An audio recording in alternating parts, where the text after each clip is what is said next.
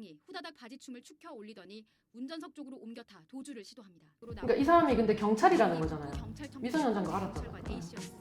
성매매할 때는 미성년자들 성매매 특징은 꼭 어플로 하거든요. 그 어플에서 만남이 이루어지고 거기서 이야기한단 말이에요. 그 어플에서 나와버리면 그 사람 잡을 수가 없어 잘. 그 요즘에는 또 성매매 장소가 지금 되게 황당한 게 지금 자동차잖아요. 이거 굉장히 잡기 이건 지능적인 거예요 사실은. 잡기 힘든 경우가 있을 수 있는데 CCTV 사각지대나 이런 데 태워가지고 어디 뭐 가서 하면은 이게 찍히지도 않잖아 사실은. 가장 많이 이제 잡히는 곳이 모텔이나 이제 에어비앤비 같은 데도 있어요. 진짜요? 성인끼리의 성매매면은 양쪽 다 처벌받는 거기 때문에 이거는 뭐 내가 뭐라고 말을 못 하겠어. 미성년자인 경우에는 미성년자 쪽은 처벌받지 않아요. 이게 빼박 사건이면 그렇게까지 오래 안 걸려요. 아마 이 사건도 오래 안 걸릴 것 같아요. 왜? 현장에서 체포됐잖아. 그 다음에 지금 채팅 앱도 있고 이런 것들은 금방금방 송치될 거예요 아마. 법원까지 금방 갈 거고. 네, 어떻게 좀 대응해야 돼? 이런 성매매에 또 연루가 됐으면. 피의자 신분으로 오셨을 때 본인이 공무원이냐 아니냐 먼저 제가 확인을 하고요. 성비 같은 경우에는 직위 해제 먼저 나오고 일단은 지금 출근하지 않는 상태에서 오시는 분들이 대부분이고, 그 다음에 공무원이 아니신 분들은 회사에서 몰라. 진행이 다른 것 같아요.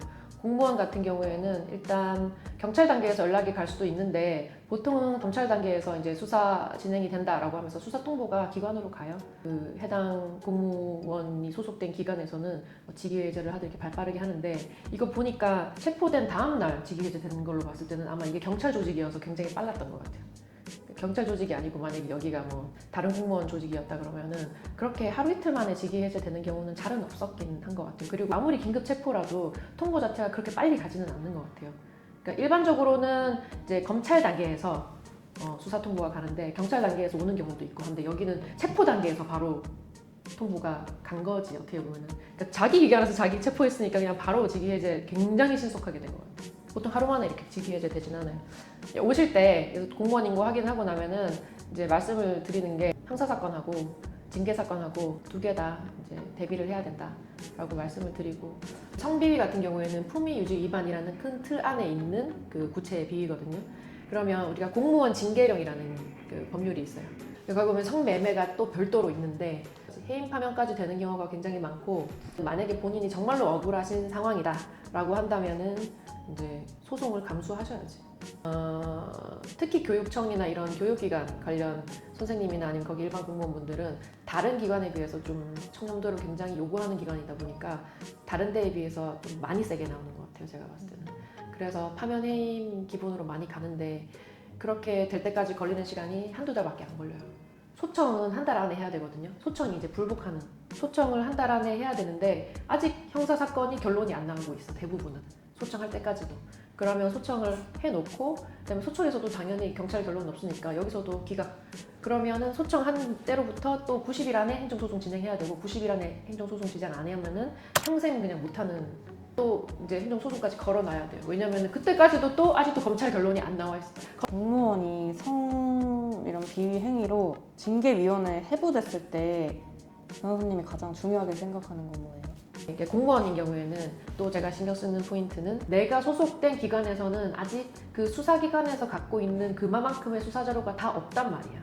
어떻게 하냐면은 징계위원회 바로 여는 게 아니라 소명서를 내라고 해. 경위서를 내라고 해. 그걸 작성하는 게 중요해요. 수사 단계하고 내부 징계 단계하고 본인이 신경 써야 될 포인트가 좀 다르죠. 그런 거 생각하시고 조력을 받으실 시점을 찾으시면 될 것 같네.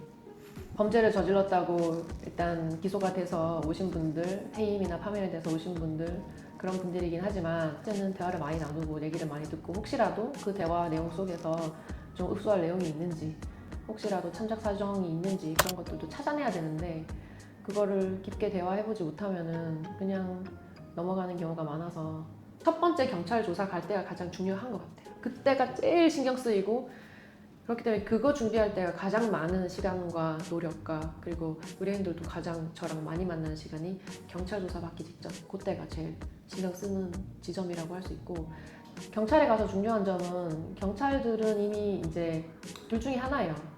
그러니까 증거가 있거나 증거가 없거나, 이 사람이 얘가 미성년자인 줄 알았다라는 거를 그냥 빼박 증거를 갖고 있는 경우가 있고 없는 경우가 있어요.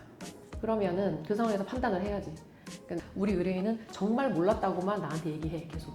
그럼 나는 이 사람을 100% 신뢰해야 될까? 저는 100% 신뢰는 안 해요 사실.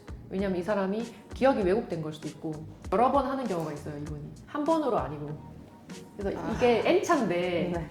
자기가 맞는 여성 중에 얘가 누군지 모르겠는 거야. 그러니까 얘가 미성년자인지 아닌지 정말 모르겠는 경우도 있는 거지. 이렇게 하는 경우에 조사 받으실 때 태도를 잘 정하셔야 된다. 너무 여러 명이어서 정말 몰랐다고 하면 여죄 수사가 또 될 수가 있어요. 그렇게 너무 단정적으로 뭐 본인 기억이 확실하지 않은데도 불구하고 단하게 밀어붙이는 것도 저는 좀 숙고를 해보시라. 그래서 이제 변호사를 찾아가실 때 경찰 조사 다 받고 오시는 거는 의미가 굉장히 낮아질 수 있는 거죠. 본인이 어떻게 대처해야 될지 모르는 경우가 되게 많거든요. 지금까지는 근데 이제 인정 안 하는 사건이었는데 인정하는 사건도 있었어요. 대부분이야 사실은.